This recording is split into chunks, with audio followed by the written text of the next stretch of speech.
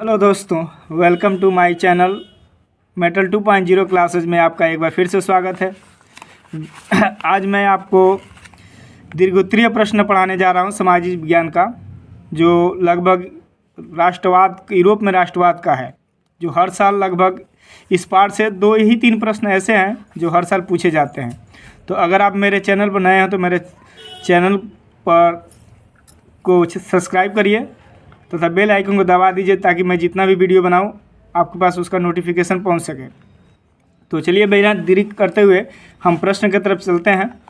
प्रश्न में हमारा प्रश्न है कि फ्रांस की क्रांति के प्रमुख कारणों की विवेचना कीजिए, या फ्रांस की क्रांति कब हुई, उसका मुख्य कारण क्या था। तो इस तरह के प्रश्न को या करके पूछता है। तो ये दोनों प्रश्नों में कोई भी प्रश्न है, दोनों का मुख्य उद्देश्य एक ही है। तो फ्रांस की क्रांति आखिर क्यों हुई, उसके क्या कारण थे और कब हुई, उसका क्या प्रमुख कारण था, बात एक ही है। तो ये देखिए प्रश्न जो भी है 2016 में पूछा, 2018 में पूछा, 2019, 2020, 2021, 2022 में नहीं पूछा है तो 2023 में पूछ सकता है। काफ़ी मोस्ट इम्पोर्टेंट क्वेश्चन है यूरोप में राष्ट्रवाद का। तो चलिए हमने प्रश्नोत्तर संख्या ऐसे ही दाग कर आपको आंसर लिखना है।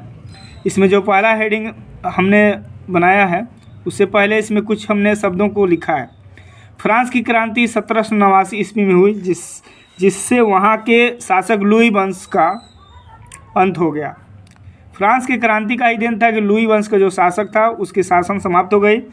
राजतंत्र के अंत होने के बाद वहाँ लोकतंत्र की स्थापना की गई, क्योंकि वहाँ पर राजाओं का शासन चलता था।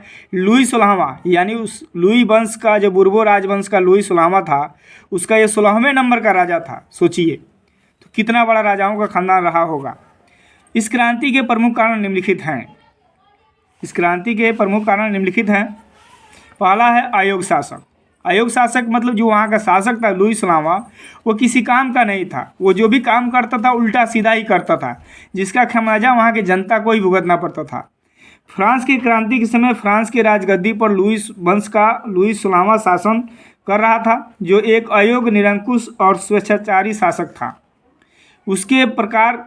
इसके प्रकार के शासनों से जनता उसके विरुद्ध हो गई। जो इस प्रकार का वो शासन करता था, इसलिए जनता उससे हमेशा नाखुश थी। जब मर्जी आया जनता पर टैक्स बढ़ा दिया, जब मर्जी आया किसी को अच्छा किया तो उसको जेल में डलवा दिया, जो बुरा किया उसको छुड़वा देता था, है ना। वह स्वयं उस काबिल नहीं था, लेकिन उस शासन राजा का शासन था, इसलिए वो शासन कर रहा था। तो लुई 16वां का ही शासन था। इसको आप डैश करके मैं बता रहा हूँ, आप इसको दिमाग में रखिएगा। दूसरा है आम जनता की दयनीय दशा। वहाँ की जनता की जो दशा थी बहुत ही खराब थी।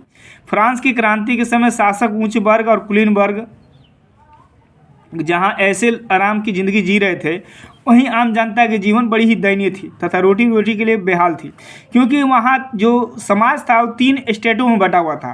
प्रथम स्टेट, द्वितीय स्टेट और तृतीय स्टेट, ये 3 स्टेट थे। और तीनों स्टेट में जो तृतीय स्टेट के लोग थे वही लगान देते थे, वही टैक्स देते थे। बाकी 2 स्टेट के लोग लगान देते ही नहीं थे, इसलिए सारा जो भार था वो आम जनता पर था और जनता इसीलिए उब रही थी। इसलिए जनता ने राजा के खिलाफ विरोध कर दिया, विरोध का बिगुल फूंक दिया। अब जो तीसरा है आपका ऑप्शन है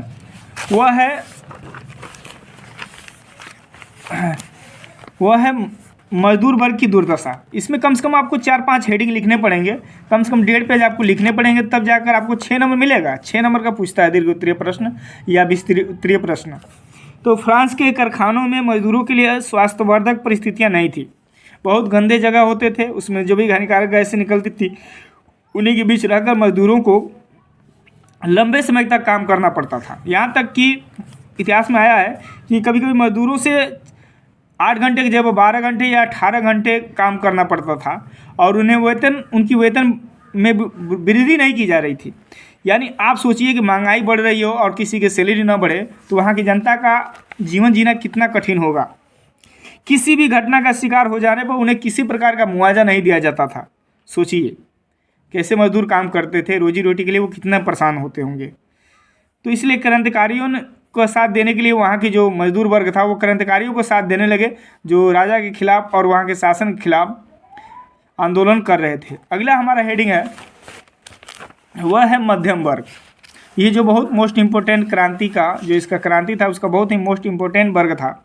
फ्रांस में औद्योगिक क्रांति होने के कारण मध्यम वर्ग का उदय हो गया था। मध्यम वर्ग मतलब वे लोग थे जो कुछ पैसे कमाकर पढ़ लिख कर समाज में बुद्धिजीवी वर्ग थे, एक प्रकार से कहिए तो। कह रहा इस वर्ग में छोटे उद्योगपति, डॉक्टर, वकील, अध्यापक, अन्य छोटे अधिकारी और कर्मचारी होते थे जो नवीन विचारों और राष्ट्रीय भावना से प्रेरित थे और निरंकुश राजशाही के घोर विरोधी थे। निरंकुश राजा था, निरंकुश मतलब जिसकी शक्तियों पर रोक नहीं लगाया जा सकता था उसे निरंकुश कहा जाता है। और इसमें एक शब्द आया था स्वेच्छाचारी। तो स्वेच्छाचारी का मतलब होता है जो अपनी इच्छा से करे, किसी से कोई राय मशवरा ना करे। तो ये आपका चौथा हेडिंग है। पांचवा हेडिंग है, 5 हेडिंग 6 हेडिंग लिख सकते हैं आप, 4 हेडिंग भी लिख सकते हैं। 4 हेडिंग में आपका 1 पेज से ऊपर हो जाए तो तभी 6 नंबर मिलेगा। और हेडिंग सही होगा और बीच में कुछ शब्दों को आप जानते हैं लिख देंगे तो आपको नंबर मिल जाएगा। और राइटिंग तो बहुत बढ़िया होना चाहिए।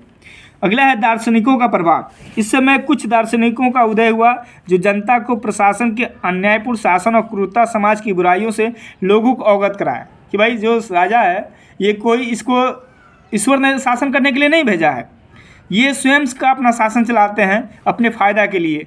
इनको ईश्वर ने प्रतिनिधि बनाकर नहीं भेजा है, इनके पास कोई देवीय शक्ति नहीं है, इसलिए आप लोग इनके खिलाफ आवाज़ उठाओ। ऐसे विद्वानों में रूसो, रेनर और दार्शनिक ने लोगों को क्रांतिक भावनाओं को संचार किया जिससे जनता क्रांति करने के लिए प्रतिबद्ध हो गई। और इस प्रकार लुई वंश का अंत हो गया और फ्रांस में राष्ट्रवाद का उदय भी इसका एक मुख्य कारण था। लोगों के प्रति, देश के प्रति सोचने की भक्ति और भावना जो बहुत कामयाब रही। इस प्रकार ये जो शासन था लुई वंश का ये अंत हो गया और लोग देश के प्रति सोचने लगे। तो नीचे ही मेरी वीडियो आपको ज़रूर समझ में आई होगी। इस प्रकार मेरी वीडियो को आप लोग लाइक करें, शेयर करें, कमेंट करें ताकि मैं और अच्छा से वीडियो बना सकूं और आप परीक्षा में लिख सकें। आपके लिए मैं यही कोशिश कर सकता हूं। जय हिंद, धन्यवाद।